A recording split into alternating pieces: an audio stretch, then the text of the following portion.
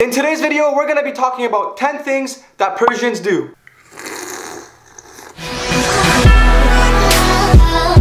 Hey guys, it's Amir here, and today's video is going to be a little bit different. It won't be a vlog or anything. I'm going to be talking about the 10 things that Persian people do. I've always wanted to make this video so that more people could learn about the Persian culture, and some of the stuff we do is actually really funny and interesting. Before we start this video guys, it's really important that you guys go down there and smash that subscribe button if you haven't already. Come on, go click it and turn on your post notifications. Alright, so without further ado, let's start this video. Okay, so the first thing is that Persians drink a lot of tea, whether it's before or after a meal. They'll always be like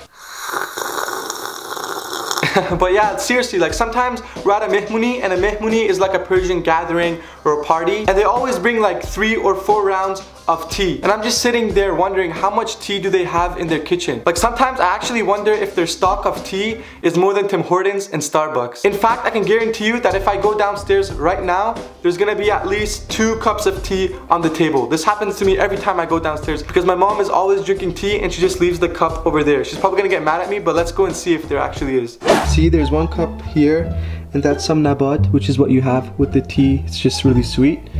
Here's the actual tea, and there's another cup right over here. Yeah, it's almost done. Oh, and another cup here, guys. I am not joking. You guys saw it for yourself. I swear none of that was planned. I just always see cups of tea whenever I go downstairs, and I'm like, why not record it and expose my mom? Anyway, speaking about Persian mehmunis, the second thing that Persians do is that they're always late to a gathering, like almost all the time, and I feel like they just think it's something normal. For example, if I say, oh, there's a party at my house at 6 p.m, they will think that they need to get ready at 6:30, and they take their time, you know, put on their nice cologne, make their hair look cool and everything, and they get there at like 7:40. And if you come anytime before 7:40, I don't even think the people will be ready. They'll just be vacuuming their house, and when you ring the doorbell, they'll be like,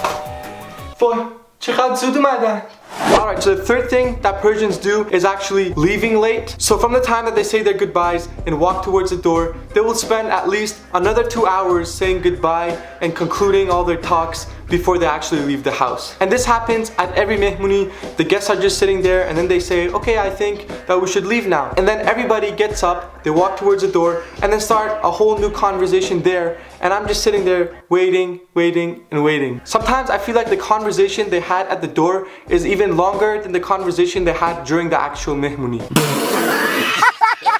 To all the Persians watching this, thumbs up if you can relate. The fourth thing that Persians do is actually pretty funny. It's called tarof. And tarof, for those who don't know, is a concept that usually comes up when it's time to pay for the bill or to enter a door. They'll always be like, no, you go first. And the other person will be like, no, please, I insist, you go first. And the other person will be like, no, please, you go first. And they'll keep doing that until the mehmuni is over. I'm just kidding, but they'll do it for a very long time. Another example of tarof that I could give would be like going into a store, and let's say you need a pen for some reason, and the store owner only has 1 pen. He will lend you his pen, and then you will do your work, and once you're done, you'll give it back. But the store owner, for some reason, would be like, nah, I don't need the pen. He's basically saying, you can keep it, I don't need it. But in fact, that's the only pen he has. But this will keep continuing until someone gives up. And if you keep the pen, the store owner will actually be kind of mad, like, what the heck, that's my pen. But they still do it anyway because it's a sign of showing respect and being well-mannered. So next time you go to a Persian store and you ask for a pen, make sure you give it back. Okay, so the fifth I can't do this with a straight face because it always happens to me. But anyway, the fifth thing that Persians do a lot, or I should say Persian moms, is that they use this insult, the most common insult when they get mad at you, and the insult is khach tu sarit. Like I'm sorry. This is so funny because I hear that almost every day, and it has no literal meaning like in English. It doesn't really mean anything bad in English, but it's basically dirt on your head. I don't know, don't ask me, but it's a Persian insult, and it's very common for Persian moms to use towards their sons or daughters. And they usually use this word like this, khach tu sarit, or khach tu saremun shod. Anyway, moving on to the sixth thing. This has never really made sense to me, but my mom always says, Amir, do seta piyaz biyar, which means, Amir, bring 2-3 onions. She always says 2-3, like I don't know if I should bring 2 or if I should bring 3. So I just always bring the higher number. So if she says 2-3, I bring 3, or if she says 6-7, I bring 7, just in case she wants more. And then if I bring 6, she'll be like, why don't you bring 7? So I always go with the higher number, but then most of the time they don't even use the other one, so I have to go put it back. Yeah, it's just annoying. They always rhyme it like do sita, shish hafta, char panchta. And And I'm like, which one? Make up your mind. 4 or 5, 3 or 2, 6 or 7. Okay, so the 7th thing is that whenever you're at a Persian mehmuni, the older person or someone else's mom or dad will always ask you, "Khob chi mikhuni?" Which means, okay, so what are you studying? They always want to know what you're studying. And most of the time, it's either doctor, lawyer, or engineer. It plays out something like this. خب پسرم بگو چی میخونی؟ من پزشکی میخونم. باریکلا شما چی میخونی؟ منم حقوق میخونم. آفرین. خب امیر شما چی میخونی؟ I upload videos on YouTube. چی؟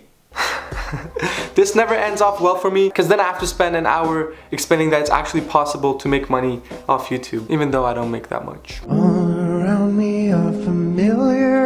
Alright, so the 8th thing, only the Persian woman will understand, because this is like something like gold that you give to someone, but it's not gold, it's actually an ingredient and it's saffron. Yeah, this thing right over here. This is worth like gold to women, and they give this to each other as gifts.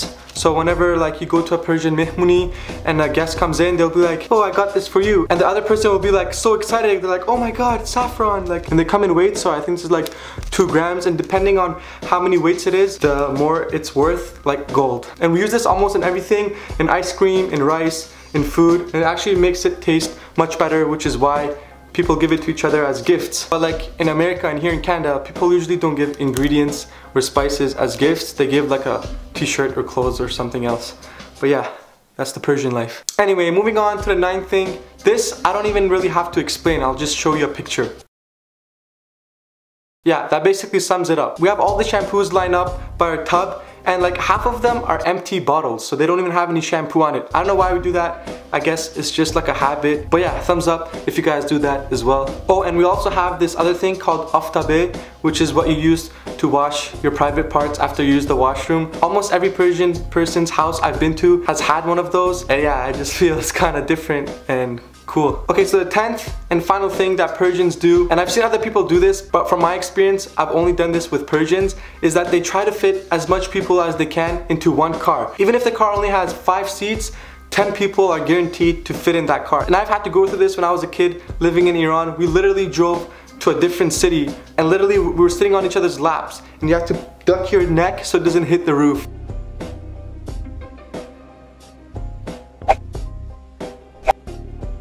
But yeah guys, go share this video with your Persian friends or family, or your mom or your dad or your uncle that's Persian, your da'i, your khale, your amu, and tell them to subscribe, and you should subscribe down below for more videos like this. But yeah, that's all for today's video, and I will see you guys on Sunday.